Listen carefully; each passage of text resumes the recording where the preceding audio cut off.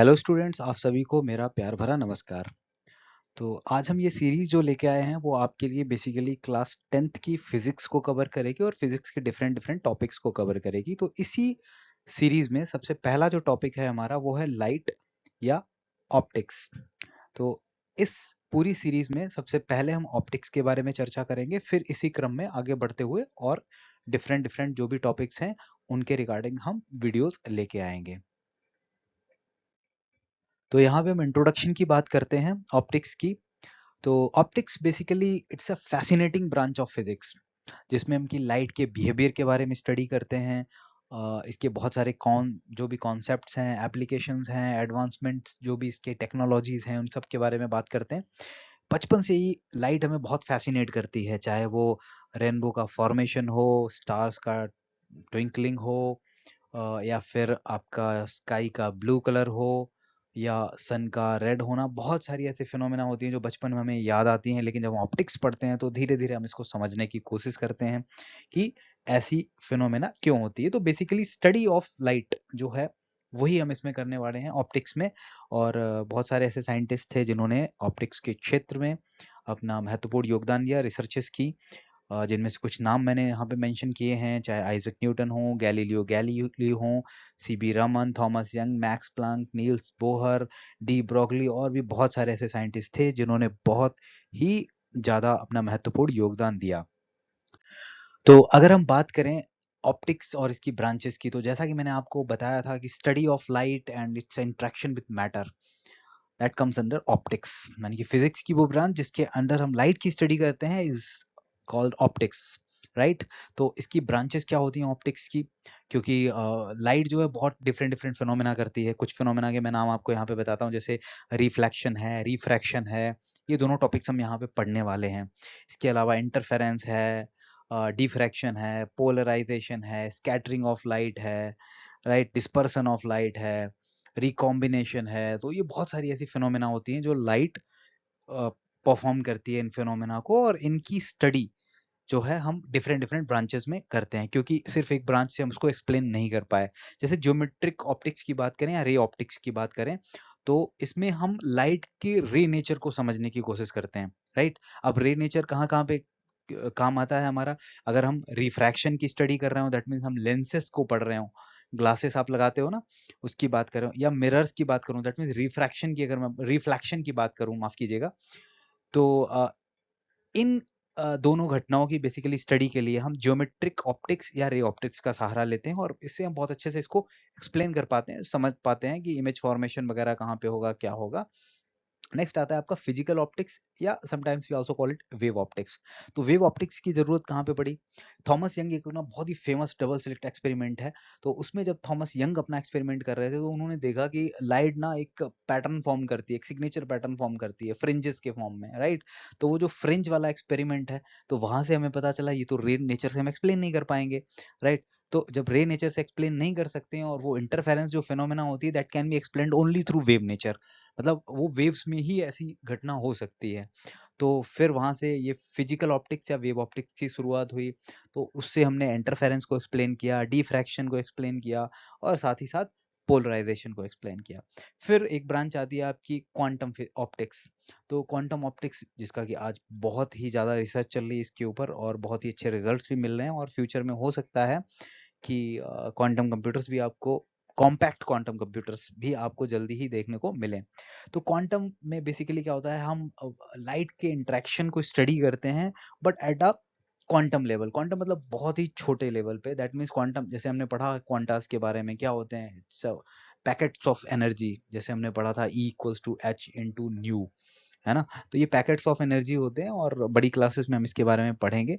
तो इन टॉपिक्स की स्टडी जो है क्वांटम लेवल पे, जो लाइट की स्टडी होती है विद इंटरेक्शन विद मैटर, तो that comes under quantum optics. तो ये आपकी ऑप्टिक्स की definition, that is study of light और डिफरेंट डिफरेंट ब्रांचेस। तो इस क्लास में बेसिकली 10th में हम जो पढ़ने जा रहे हैं वो जियोमेट्रिक ऑप्टिक्स पढ़ेंगे, राइट। और जियोमेट्रिक ऑप्टिक्स के स्टार्टिंग में ही जो सबसे पहला पॉइंट है वो है आपका रिफ्लेक्शन ऑफ लाइट। तो रिफ्लेक्शन ऑफ लाइट क्या होता है? Basically it's a bouncing back of light. जैसे हमने क्लास 9th में पढ़ा हुआ था कि साउंड जो है वो रिफ्लेक्ट करता है, बाउंस बैक करता है, वैसे ही लाइट भी क्या करती है, किसी भी सरफेस से जब टकराती है तो टकराने के बाद क्या क्या हो सकता है, या तो सरफेस क्या करे, अब जैसे लाइट है, किसी लाइट सोर्स से निकली, आपके यहाँ बल्ब जल रहा है अगर, तो बल्ब से लाइट निकली, वो किसी भी सरफेस से अगर टकराएगी तो या तो वो सरफेस उसको एब्जॉर्ब कर लेगी। अब क्योंकि कंप्लीटली एब्जॉर्ब नहीं करती हैं कोई सरफेसेस, वो अगर कंप्लीटली एब्जॉर्ब करती हैं तो उनको एक डिफरेंट टर्म्स दिया गया है, बड़े क्लासेस में हम पढ़ेंगे, लेकिन कुछ हद तक एब्जॉर्ब करती हैं। तो या तो वो एब्जॉर्ब करेंगी या अपने थ्रू ट्रांसमिट होने देंगे, पास होने देंगी। जैसे आप ग्लास हो गया, वाटर हो गया, ये सब क्या है, ये ट्रांसपेरेंट मीडियम है लाइट के लिए, लाइट इनके थ्रू पास हो जाती है, ट्रांसमिट हो जाती है। या फिर क्या होगी, रिफ्लेक्ट बैक, यानी कि टकराने के बाद रिफ्लेक्ट होगी। तो ये जो थर्ड पॉइंट मैंने यहाँ पे लिखा हुआ है, रिफ्लेक्शन, राइट। तो जब भी ये स्मूथ सरफेसेस से लाइट टकराती है तो बाउंस बैक होती है। तो इस बाउंसिंग बैक ऑफ लाइट को हम क्या बोलते हैं, रिफ्लेक्शन ऑफ लाइट, राइट। अब ये किस में होता है, मिरर हो गया या स्टिल वाटर है, उसमें भी आप देखते होंगे। अब कैसे आपको पता चलेगा स्मूथ सरफेसेस, आप अपने रूम में एक बार नजर डाल के देखिए, जहां पे आप बैठे हुए हैं वहां पे अगर कुछ चीज आपको ऐसी, कुछ पोर्शन जो वॉल का है, स्टिकर्स कहीं पे लगे होंगे तो आपको दिख रहा होगा एकदम बहुत बढ़िया शाइन कर रहा है। कुछ पोर्शन जहाँ पे कहीं पे दीवार में थोड़ी सी डैम्पनेस आ गई हो, वहां पे आप देखेंगे तो आपको एकदम मतलब कोर्स दिखेगा, भद्दा सा दिखेगा, वहां पे एकदम क्लियर नहीं दिखेगा। क्यों ऐसा होता है, क्योंकि जहाँ पे एकदम स्मूथ वॉल है या स्मूथ कहीं पे स्टिकर लगा हुआ है तो वहां पे क्या एकदम बहुत ही क्लियर आपको दिखाई देता है, क्योंकि वहां पे लाइट आपकी ज्यादातर रिफ्लेक्ट हो रही है। बाकी अगर कहीं पे डैम्पनेस वगैरह है तो वहां पे क्या है कि लाइट आपकी अच्छे से रिफ्लेक्ट नहीं हो रही है। दैट मीन्स आप लाइट हो रही है वहां से भी रिफ्लेक्ट, बट कुछ एब्जॉर्ब हो रही है, कुछ रिफ्लेक्ट हो रही है, बट डिफ्यूज्ड तरीके से रिफ्लेक्ट हो रही है। अब मैंने डिफ्यूज टर्म यूज किया तो मैं आपको बता भी देता हूँ यहाँ पे, क्योंकि रिफ्लेक्शन आपका दो तरीके का होता है। क्या होता है, एक तो होता है रेगुलर रिफ्लेक्शन और दूसरा होता है diffuse reflection, right. Regular reflection क्या होता है कि पैरेलल लाइट रेज आई और टकराने के बाद भी पैरेलल ही रही, राइट। मतलब जो आपकी इंसिडेंट रेज हैं वो भी पैरेलल हैं और किसी स्मूथ सरफेस से टकराई, और जो आपकी रेज वापस गई हैं, बाउंस बैक हुई हैं, वो भी पैरेलल हैं। तो ऐसे रिफ्लेक्शन को हम क्या बोलते हैं, रेगुलर रिफ्लेक्शन या स्पेक्युलर रिफ्लेक्शन। दूसरा आता है डिफ्यूज रिफ्लेक्शन। डिफ्यूज रिफ्लेक्शन में क्या होता है, लाइट रेज पैरेलल आई तो, लेकिन टकराने के बाद क्या वो पैरेलल नहीं, बिखर गई इधर उधर, स्कैटर हो गई, है ना। तो ऐसे रिफ्लेक्शन को हम बोलते हैं डिफ्यूज रिफ्लेक्शन। अब आप देखो, आपके सामने एक बहुत ही अच्छा सा मिरर, साफ सुथरा बिल्कुल नया मिरर हो, उसमें आप अपना चेहरा देखो, एकदम अच्छा दिखता है, बिल्कुल क्लियर दिखेगा। बट अगर आपका मिरर पुराना हो गया हो तो उसमें अगर आप देखने की कोशिश करोगे तो बड़ा कोर्स, रफ सा दिखेगा, भद्दा सा दिखेगा। क्यों, क्योंकि उसमें डिफ्यूज रिफ्लेक्शन होता है। और जहां आप नए मिरर में देख रहे हो तो वहां पे ज्यादातर रेगुलर रिफ्लेक्शन होता है, वहां पे भी डिफ्यूज है, क्योंकि कोई भी सरफेस इतनी स्मूथ नहीं होती है कि सारी की सारी लाइट रेज पैरेलल आई हो, सबको पैरेलल ही निकालते होता वहां भी, बट वहां मात्रा ज्यादा किसकी होती है, रेगुलर या स्पेक्युलर रिफ्लेक्शन की। डिफ्यूज रिफ्लेक्शन की मात्रा कम होती है। तो मैं आपको एक छोटा सा यहाँ पे एग्जांपल दिखाना चाहता हूँ, एक डेमोस्ट्रेशन दिखाना चाहता हूँ। ये आपका एक ऑब्जेक्ट है, यहाँ पे आपका ऑब्जेक्ट रखा हुआ है, ये आपका प्लेन मिरर है, ठीक है। तो इसी में मैं वो टॉपिक कवर कर दूंगा कि रिफ्लेक्शन थ्रू प्लेन मिरर आपका क्या होता है, राइट। इसी में मैं आपका टॉपिक कवर करूंगा, राइट। तो देखो यहाँ पे ये लाइट रे गई, जाने के बाद क्या हुआ, ये यहाँ पे टकराई, टकराने के बाद ये बाउंस बैक हो गई, रिफ्लेक्ट हो गई, ठीक है।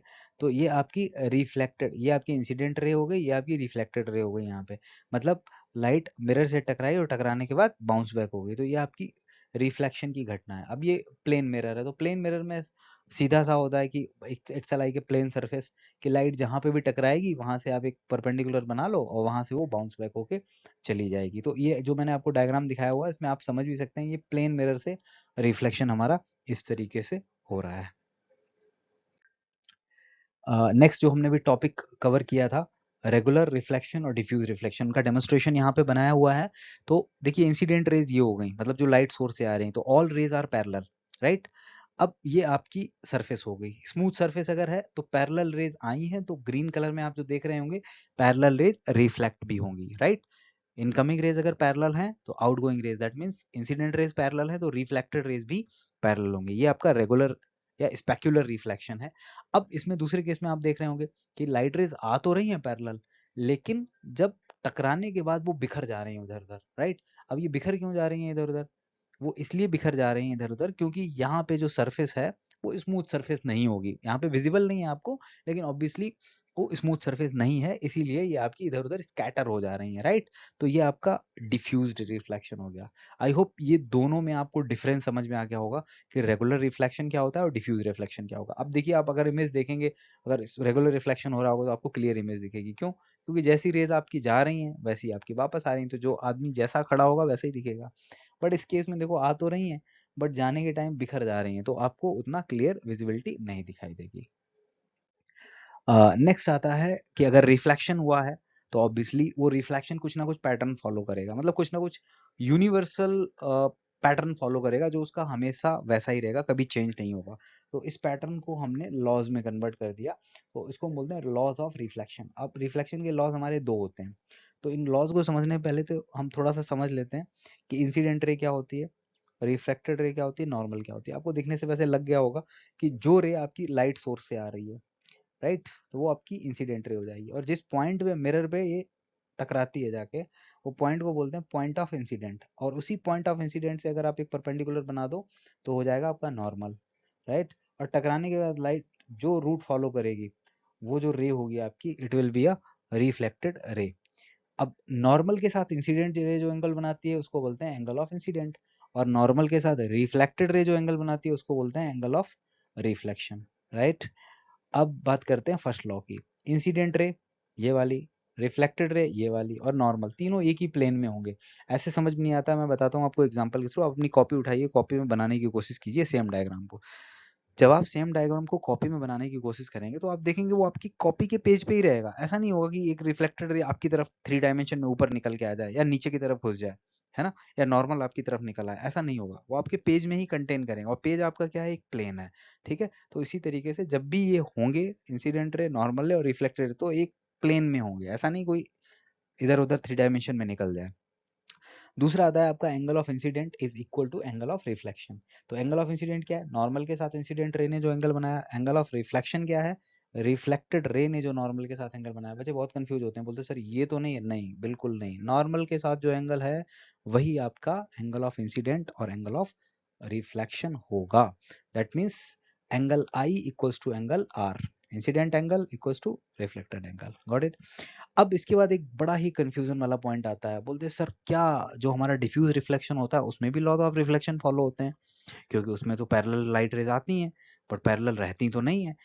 ऑब्वियसली फॉलो होते हैं। जो डिफ्यूज रिफ्लेक्शन है उसमें भी लॉज ऑफ रिफ्लेक्शन फॉलो होते हैं, क्योंकि डिफ्यूज रिफ्लेक्शन में बस इतना अंतर होता है, रेगुलर रिफ्लेक्शन में स्मूथ सरफेस होती है, तो सारे नॉर्मल जो होते हैं ना, ये नॉर्मल, ये सारे नॉर्मल जैसे ये है तो सब के सब पैरेलल होंगे। अब नॉर्मल पैरेलल होंगे तो पैरेलल रेज आ रही हैं, तो नॉर्मल के साथ भी मतलब जो रिफ्लेक्टेड रे होंगी वो भी उतना एंगल बनाएंगी, तो सारी रिफ्लेक्टेड रे भी पैरेलल हो जाती हैं। अब अगर आपकी रफ सरफेस है तो आपके नॉर्मल कोई ऐसा होगा, कोई ऐसा होगा, कोई ऐसा होगा, कोई ऐसा होगा, नॉर्मल ही पैरेलल नहीं है आपके, है ना। तो जब नॉर्मल पैरेलल नहीं होंगे, इंसिडेंट रे तो पैरेलल आ सकती हैं, बट जब नॉर्मल पैरेलल नहीं है तो जाते टाइम रेज जो होंगी वो स्कैटर हो जाएंगी, ठीक है। तो वो आपका डिफ्यूज रिफ्लेक्शन हो जाएगा। लेकिन लॉ ऑफ रिफ्लेक्शन तो फॉलो हो रहा है, क्योंकि नॉर्मल के साथ जो एंगल बना रही है इंसिडेंट रिफ्लेक्टेड है वो सेम है, बट नॉर्मल अलग अलग है डायरेक्शन में। क्यों? क्योंकि आपकी सरफेस स्मूथ नहीं है।